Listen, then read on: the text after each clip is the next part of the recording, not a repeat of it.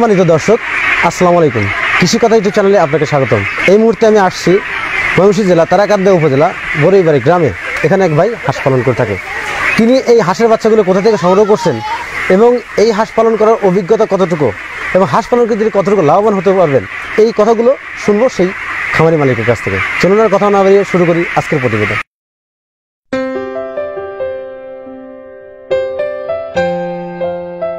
আসসালামু আলাইকুম ভাই। ভালো আছেন ভাই? হ্যাঁ ভালো। আপনার নাম কি? আমার নাম দেলোয়ার। আপনার নাম দেলোয়ার। আপনার গ্রামের বাড়ি কোথায়? গ্রামের বাড়ি ঢাকির কান্দা। এখানে কি জাতের হাঁস আছে? এটা খাকি ক্যাম্বেল। এই হাঁসের বয়স কত? বয়স আছে 1 মাস 10 দিন। 10 দিন। কোথা থেকে বাচ্চাগুলো সংগ্রহ করছেন? এটি আনছি মাসুদ ভাই হ্যাচারির থেকে। তার হ্যাচারির নাম কি? বিসমিল্লাহ হ্যাচারি। বিসমিল্লাহ হ্যাচারি। হ্যাঁ। এই হ্যাচারি যে আপনি খাকি ক্যাম্বেল বাচ্চাগুলো দিছেন, এখানে কি অরিজিনাল সে খাকি ক্যাম্বেল বাচ্চা দিছেন? খাকি ক্যাম্বেল অরিজিনাল। অনেক বড় বড় দেখা যাচ্ছে আর কি। হাঁসের আপনি কি খাওয়ান? কয়টি যেমন এই ধান। যাক, প্রথম যখন একদিনে হাঁসের বাচ্চাগুলো সংগ্রহ করে আনছেন, হ্যাঁ, এই বাচ্চাগুলো একদিন থেকে 7 দিন পর্যন্ত কি খাবার দিচ্ছেন আপনি? এই আমরা পোলট্রি কি পোলট্রি খাবার দিচ্ছেন? এই আমি ফিট খাওয়াইছেন আর কি। ফিট। তারপর থেকে কি খাওয়াইছেন? তারপর থেকে এই ধান। এই 1 সপ্তাহ পর্যন্ত আপনি ফিট খাওয়াইছেন, তারপর কি আবার ফিট খাওয়াইছেন? না, ফিট করি না। ফিট কতদিন খাওয়াইছেন আপনি? দিনকে ফিট খাওয়াইছি আমরা 20 দিন। 20 দিন টোটালে, মানে 10 দিন 20 দিন খাওয়াইছেন। তারপর থেকে ধান খাওয়াইছেন। এখন কি হাঁস পরিপূর্ণ ধান খায়? ধান খাওয়ালে কোনো সমস্যা হয় হাঁসের? না না। হাঁস ধানটা কিভাবে দিয়ে থাকেন? ধানটা আমরা ভিজাইয়া আমরা যেহেতু লোলাইলে বাদে ধানটা খাইলে ফাল বানা মুখে। আমি শুনছিলাম হাঁসের যদি ধান খাওয়ান সেক্ষেত্রে হাঁসের গালে ঘা হয়। না, সেক্ষেত্রে কি আপনার হাঁসের কোন গালে ঘা আছে? না। আপনি হাঁস পালন করার অভিজ্ঞতা কতদিনকার? আজ তো দীর্ঘ 14-15 বছর। 14-15 বছর। আপনি এই হাঁস পালন করার পূর্বে কি পেশার সাথে জড়িত ছিলেন? জড়িত আমার তো অন্য কোনো আমি মনে হয় চলা মানুষ তো বিভিন্ন কাজ করতো, যেমন কৃষি কাজ বা অন্যান্য চাকরিজীবী। আপনি এই কাজ করার আগে কি কাজ করতেন? এটাতে মনে হয় আগে তো কাজ কাম করছি না, আমি ঘোরাঘুরি করছি। তারপরে থেকে মানে এটা করলাম যে হাঁস করে যাওয়া। আপনি কার পরামর্শতে হাঁসের খামারে আসলেন? এটা আমার নিজেরই এটা ইয়ার থেকে আর কি করলাম যে মানে মানুষের দেখে আপনি এটাতে আসছেন। আপনি কি মনে করেন হাঁস পালন করে লাভবান হওয়া যায়? লাভবান হওয়া যায়, আর যদি না মরে তো লাভবান হওয়া যায়। হাঁসের কি কি রোগ হয়ে থাকে? কি ভ্যাকসিন করে থাকেন? ভ্যাকসিন আপনার এই ডাক পেট করা লাগে, পাল করা লাগে। আপনার হাঁসের কি উদ্দেশ্যে, ডিমের জন্য করেন না মাংসের জন্য করেন? না, এটা আপনার ডিমের জন্য। ডিমের জন্য করছেন আর কি। হ্যাঁ, ডিমের জন্য করছে। এই হাঁসটা কয় মাসে ডিম দেবে? এই হাঁসটা আপনার 5 মাসে ডিম দেবে। 5 মাসে ডিম আসবে। হ্যাঁ। হাঁসের আবদ্ধ অবস্থায় পালন করেন না খোলা বিলে পালন করেন? খোলা বিলে পালন করি, কিনা অনেক যে ঘোরা লাগাই আছে আর কি, মনে যে চতুর্দিকটা একটু বন্ধ, এদিকে টাটকা। এদিকে টাকা, হ্যাঁ ওদিক না, এদিকে টাকা দেখেন। আপনার আবদ্ধ অবস্থায় পালন করেন না বিলে পালন করেন? বিলে এখন ধান টান লাগাচ্ছে, যার জন্য আপনি আবদ্ধ অবস্থায় রাখছেন। এটা আবার পানিতে ছাড়বেন কতদিনে? এই বড় 15 দিন, আরো 15 দিন পরে আবার পানিতে ছাড়বেন। এখান থেকে নিয়ে চলে যাবেন। আপনি রাত্রে হাঁসগুলো কোথায় রাখেন? রাত্রে ঘরের ভিতরে। ঘরের মধ্যে রাখেন আর কি। ঘরের মেঝেটা কি করা, মাটি দেয়া না প্লাস্টার করা? মাটি দেয়া আর কি। প্লাস্টার করলে ভালো হয় না মাটি দিলে ভালো? মাটি দিলে ভালো। আপনি ঘরে তো এটা পানি টানতো না। এই ঘরটা করতে কত টাকা খরচ হয়েছে? এটা একটু 20,000 টাকা উপরে খরচ আছে। হাঁসের যে ভ্যাকসিন করতে হয় বা বিভিন্ন রোগ হতে, এই পরামর্শ কার কাছে শুনে থাকেন? এটা মাসুদ ভাইয়ের কাছ থেকে নিয়েছি। বাচ্চাগুলো তার কাছ থেকে আনা?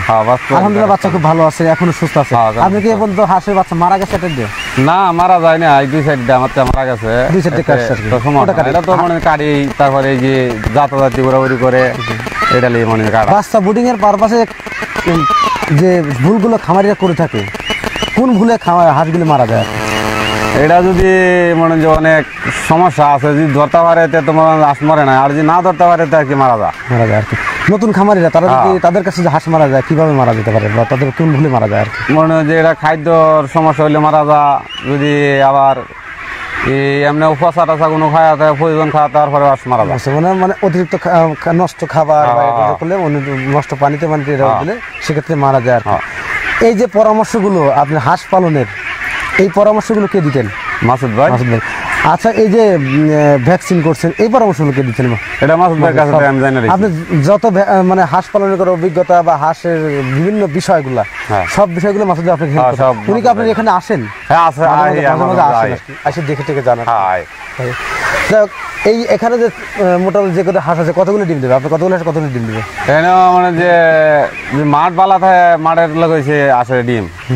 যদি মাঠ সুন্দর থাকে তা পুরাপুরি 80 ডিম হয়। 100 থেকে 95% 80% ডিম ভাই। এখন এখানে কতগুলো হাঁস মোট? এখানে মোট 600 হাঁস আছে। আপনি কতগুলো ডিম আসবে? এটা মানে 500-550 ডিম আসবো।